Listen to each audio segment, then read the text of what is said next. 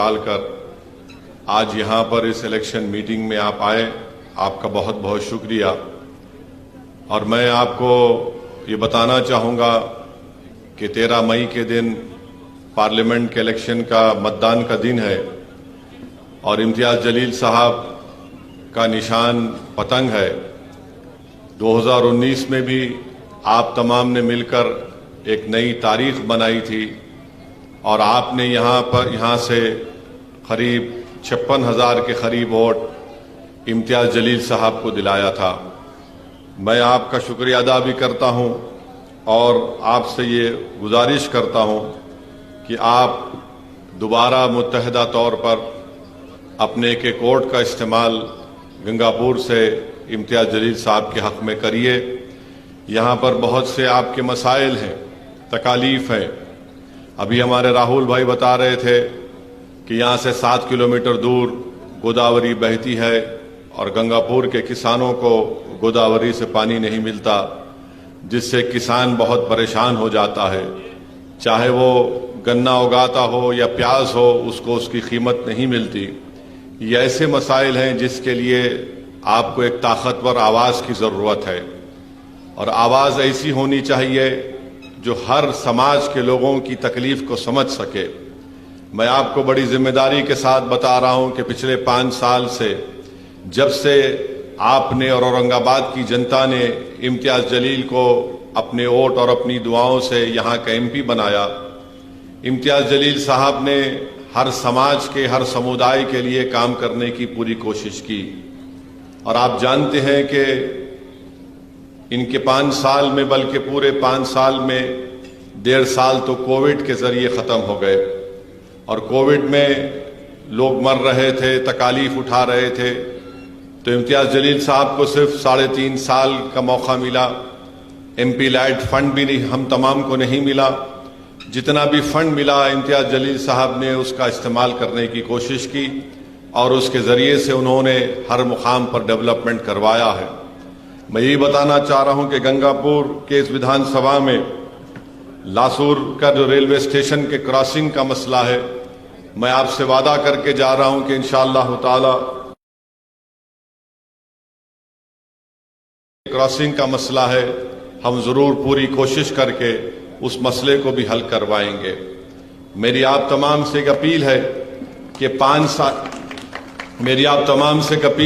5 साल में आप इम्तियाज़ जलील साहब का कोई एक ऐसा स्टेटमेंट बता दीजिए कि इम्तियाज़ जलील साहब ने किसी समुदाय या किसी मजहब के मानने वालों का दिल तोड़ा है। इम्तियाज़ जलील का कोई एक स्टेटमेंट नहीं दिखा सकते। इम्तियाज़ जलील ने पार्लियामेंट में जब कभी भी बात की है, उनको मौका मिला, उन्होंने हर समाज की तरक्की के लिए और इंसाफ के लिए बात की। आप जानते हैं कि पार्लियामेंट में धनगर समाज के रिजर्वेशन की बात एक नहीं कई मरतबा MIM पार्टी की तरफ से इम्तियाज़ जलील साहब ने इस मसले को उठाया। पार्लियामेंट का आखिरी सेशन हो रहा था जनवरी में, उसमें आप देख लीजिए इम्तियाज़ जलील की वो तकरीर है, वो स्पीच है जिसमें इम्तियाज़ जलील ने धनगर समाज से इंसाफ का मुतालबा किया। बल्कि इम्तियाज़ जलील ने अपनी स्पीच में बताया कि कैसे BJP हो या शिवसेना हो या राष्ट्रवादी हो या कांग्रेस हो, इन्होंने धनगर समाज को सिर्फ उनके वोट हासिल करने के लिए इस्तेमाल किया, मगर उनसे इंसाफ नहीं किया। सामाजिक न्याय की बात सब लोग करते हैं, मगर उसको जमीन पर अमल करना, उसके ऊपर अमली जामेनामा पहनाने का काम अगर कोई कर रही है तो पार्टी MIM पार्टी है। वहीं पर इम्तियाज़ जलील ने मराठा समाज के रिजर्व आरक्षण की बात की। वहीं पर इम्तियाज़ जलील ने अल्पसंख्यक समाज के मुसलमानों के आरक्षण का मसला उठाया कि किस तरह महमूद रहमान कमेटी की रिपोर्ट को बॉम्बे हाई कोर्ट ने कबूल किया था। मेरे भाई, मेरे बुजुर्गों, मेरी इज्जतदार माँ और बहनों, ये आपके MP की मेहनत रही है। और 20 साल से जिस पार्टी का MP जीत कर आ रहा था औरंगाबाद की जनता के वोटों से, वो जब कभी भी अपनी जबान से कुछ बोलते, अनाप शनाबी बकते थे, वो दिल तोड़ने की बात करते थे, वो घरों में नफरत की दीवार उठाने की बात करते थे, मगर इम्तियाज़ जलील ने वो काम नहीं किया। अब आप देख रहे हैं कि 2 शिवसेना दो राष्ट्रवादी, एक बीजेपी, एक कांग्रेस, ये 6-6 मिलकर इम्तियाज जलील की कामयाबी को रोकने के लिए आ रहे हैं। ये जान चुके हैं कि अकेले नहीं मुकाबला कर सकते, इम्तियाज जलील को रोक नहीं सकते। तो दोनों शिवसेना, दोनों राष्ट्रवादी, एक कांग्रेस, एक बीजेपी मिलकर ये कोशिश कर रहे हैं कि इम्तियाज जलील की कामयाबी को रोका जाए। एक शिवसेना का 20 साल से जिसको औरंगाबाद की जनता ने अपनी खिदमत करने के लिए एमपी बनाया, वो आज कह रहा है कि भाइयों बहनों मेरा आखिरी इलेक्शन है, मेरी मदद कर दो। मैं उससे कहना चाह रहा हूं तेरा आखिरी इलेक्शन 2019 में हो चुका है, अब कोई तेरा आखिरी इलेक्शन नहीं है। 20 साल तुमको औरंगाबाद की जनता ने मौका दिया, 20 साल की शादी हो जाती, तुम 20 साल में कुछ भी नहीं कर सके औरंगाबाद के लिए। अगर हम उनके 20 साल के स्टेटमेंट को निकालेंगे, एक से एक वाहियात किस्म की बातें उन्होंने की, नफरत की बातें की।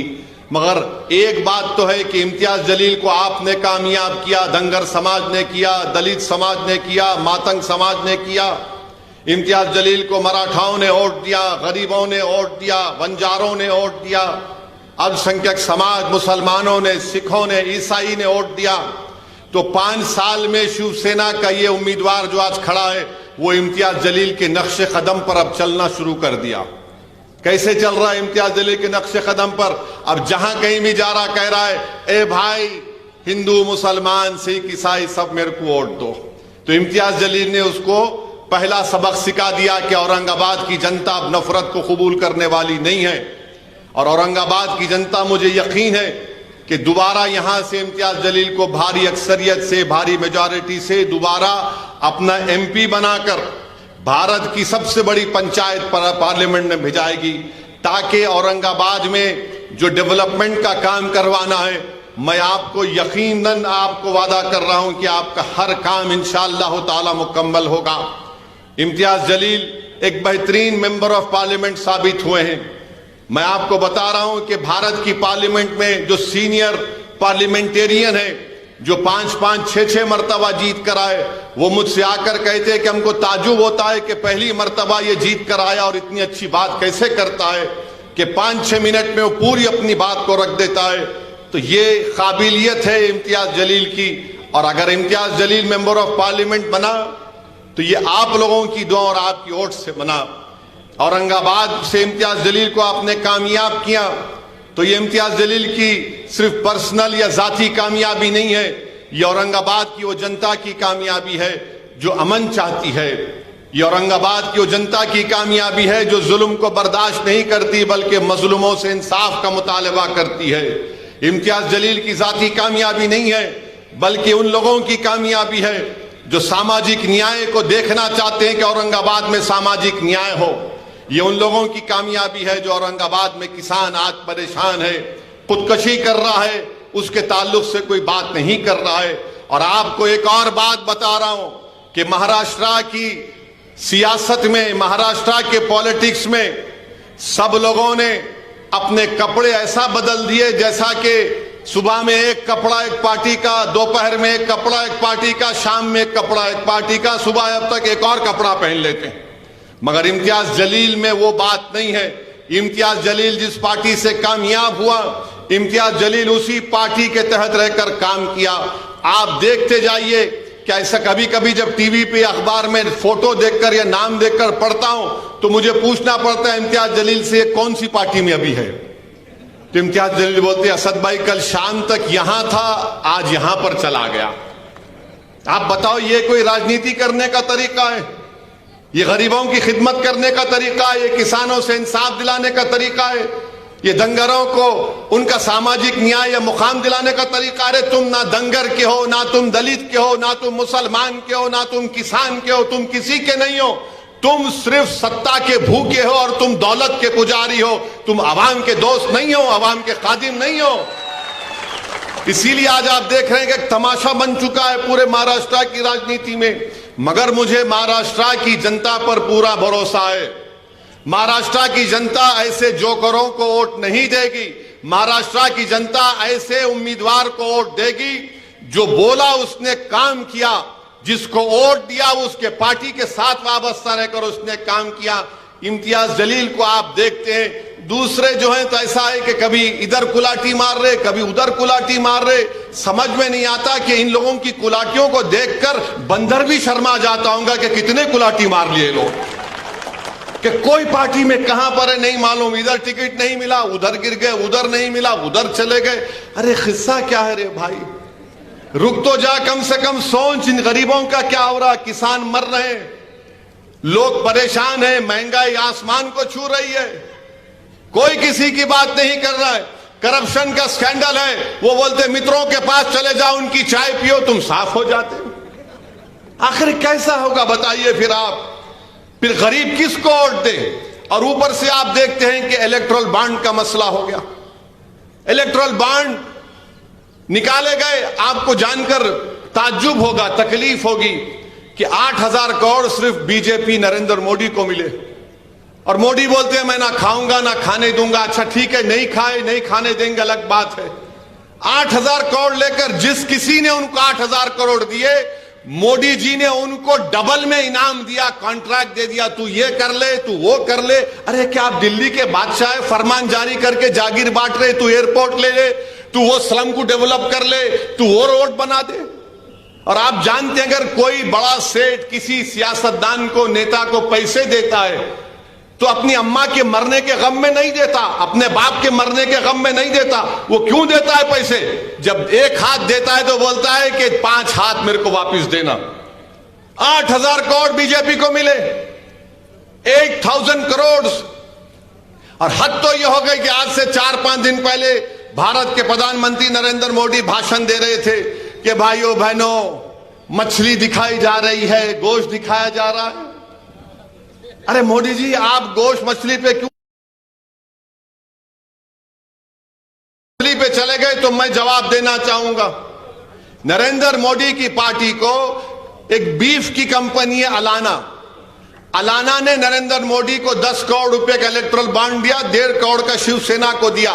अब किसकी गोश्त की दुकान बंद है महाराष्ट्र में?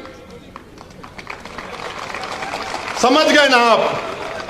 किसकी गोश्त की दुकान बंद है? कथिक की और कुरैशियों की।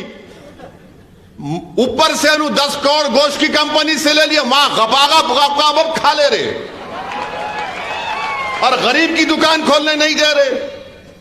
अब वो गरीब दिन में 100-200 रुपये कमाकर घर को जाता था, मगर मोदी जी क्या बोलते? ना खाऊंगा ना खाने दूंगा, मगर इलेक्टोरल बॉन्ड देंगे तो तुमको पूरा महाराष्ट्र कुर्बान कर दूंगा। आप बताओ क्या होगा? ये राजनीति ऐसी चलेगी? 8,000 करोड़ बीजेपी को, 1400 करोड़ कांग्रेस को, 1300 करोड़ टीएमसी को, 1100 करोड़ टीआरएस को, राष्ट्रवादी कांग्रेस को भी मिले। ये पूरे हम्माम में नंगे हैं, याद रखो आप। एक हम्माम में ये पूरे नंगे। अगर किसी को भी इलेक्टोरल बॉन्ड नहीं मिला तो बी टीम को नहीं मिला। हमको गाली देते हम बी टीम हैं। अगर मैं बी टीम हूं तो कुछ तो मिलना चाहिए था ना। लॉलीपॉप नहीं दिए मेरे को,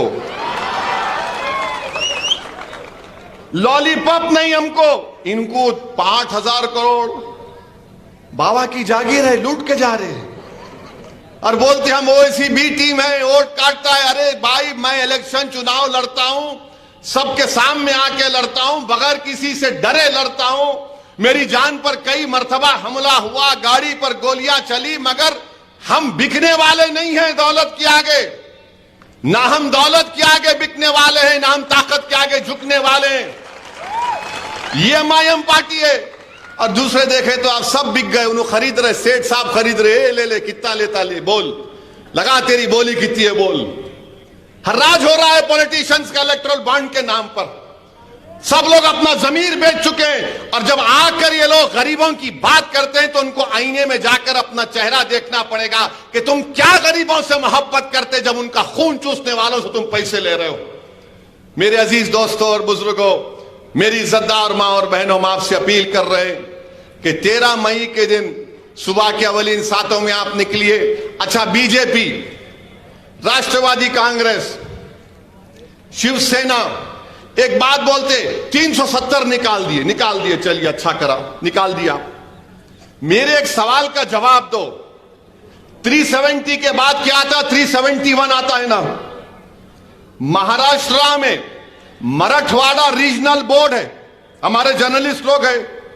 2020 से बोर्ड नहीं है, 2020 से चेयरमैन नहीं है, मगर 370 निकाले। अरे जो रीजनल बोर्ड मराठवाड़ा के डेवलपमेंट के लिए बनाया गया वो कहां गया?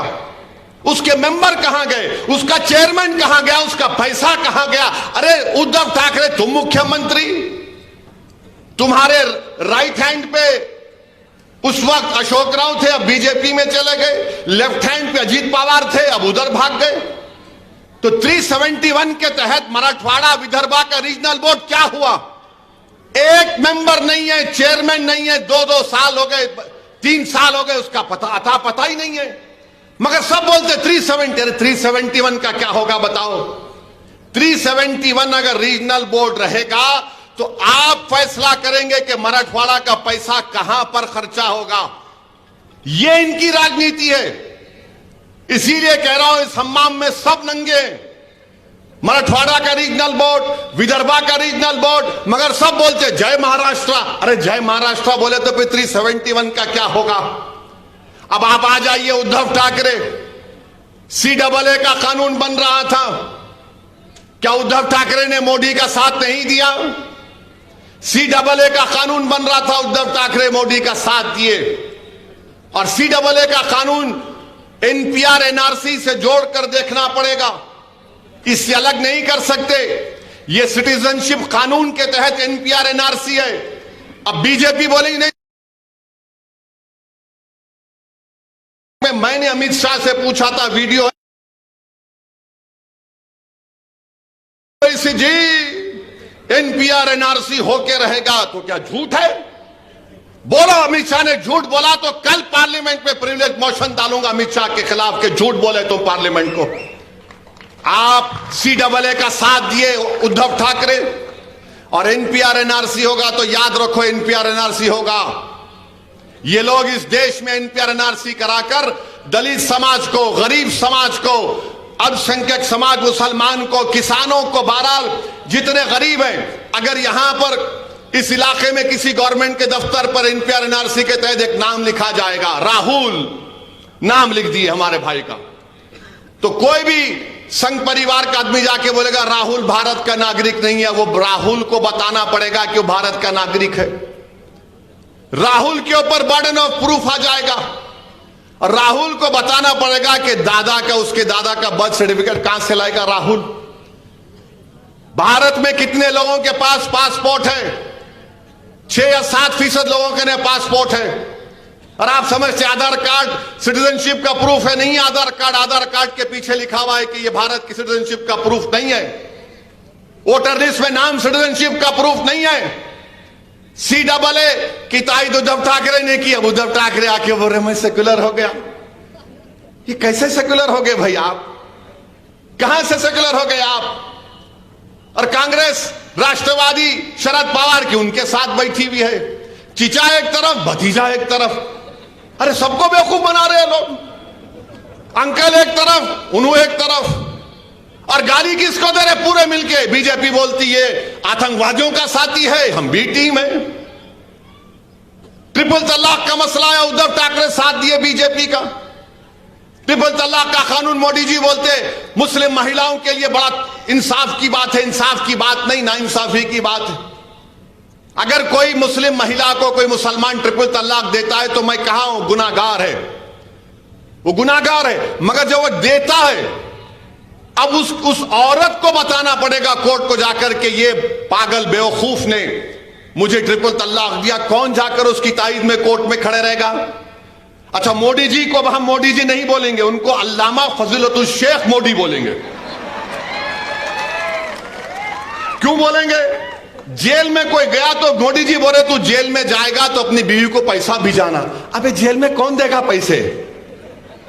मोदी जी बोल रहे दिमाग में आ गया, साइंटिस्ट है वो। अब मोदी जी बोल रहे कि वो ट्रिपल तलाक देता तो शादी नहीं टूटती। जब शादी नहीं टूटती तो गुनाह किस बात का, केस किस बात का? और मोदी जी फजीलतुल शेख है, अल्लामा है। अच्छा, उसको कोर्ट में सजा 2 या 3 साल की हो सकती। किसी और समुदाय के आदमी को अगर अपनी बीवी को इस तरह छोड़ता है तो 1 साल, यहां पर 2 या 3 साल। अब 2 साल 3 साल के बाद वो दीवाना निकलेगा तो क्या उसकी बीवी, हमारी बेटी जेल के सामने खड़े होना कि आ मैं तुझे कबूल कर लूं?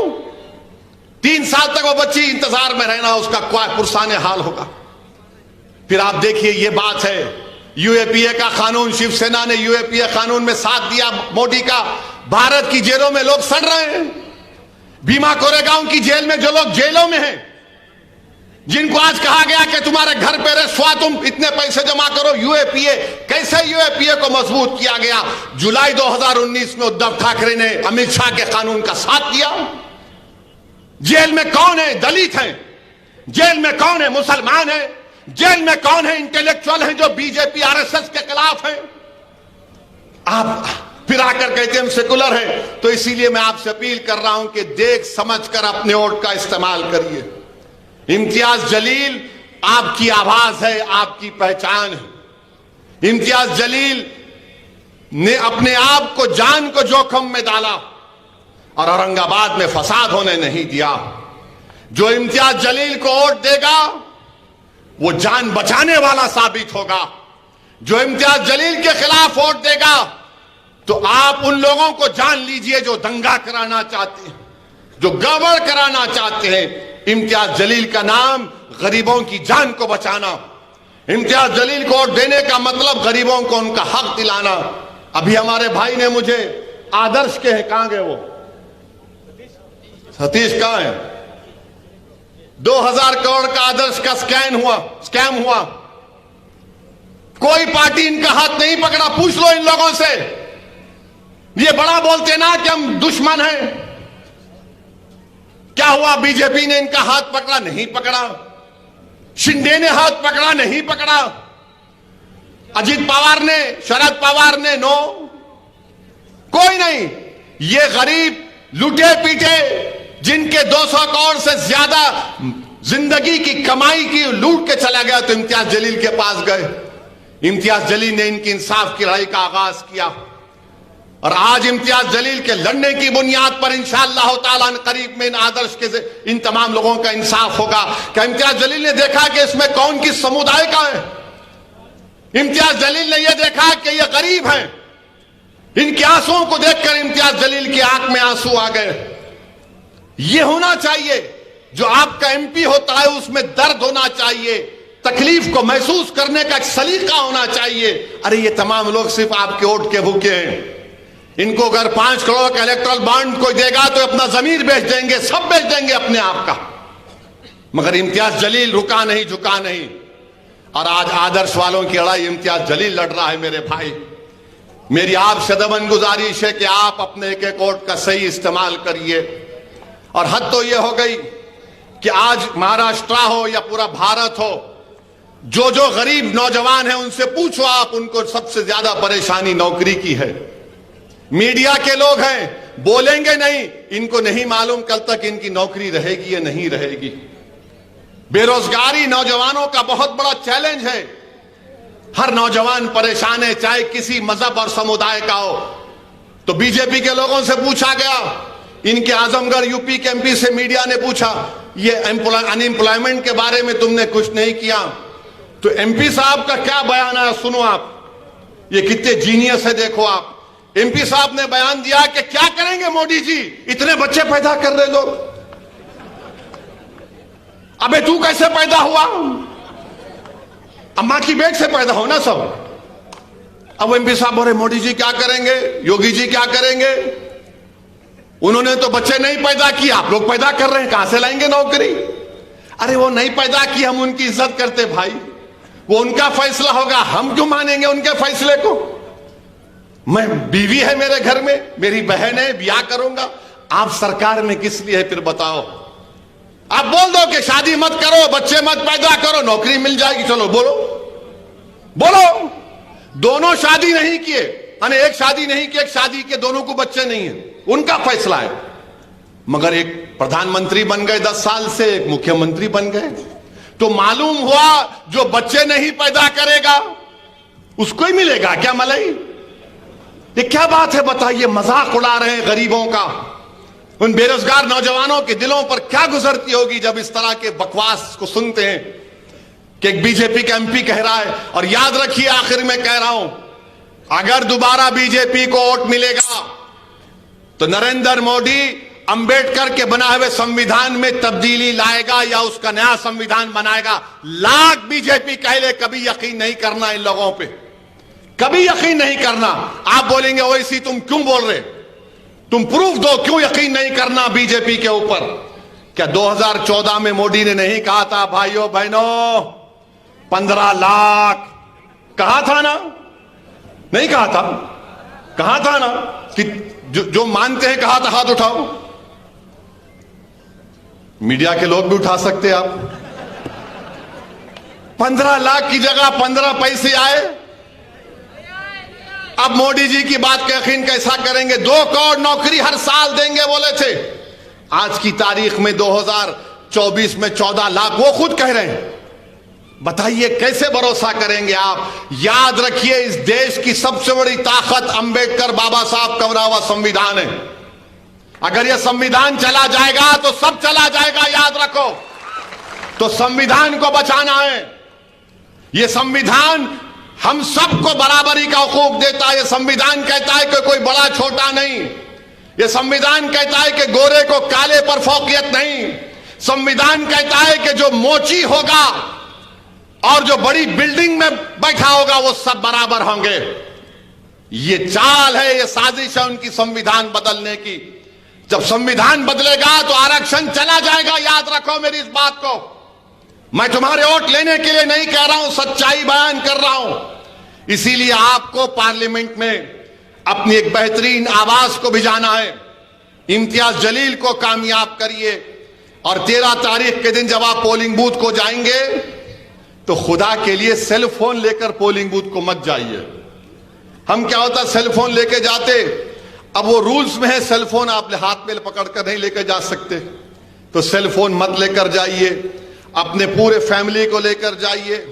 नौजवानों की जिम्मेदारी है, पोलिंग बूथ को जाइए, पतंग के निशान के जगह बटन दबाइए, वो स्लिप निकलेगी, उस स्लिप में देखिए कि पतंग के ऊपर आपने बटन दबाया तो उस पर पतंग का निशान है या नहीं। फिर बाहर निकलकर पोलिंग बूथ से 10 कदम आगे जाए।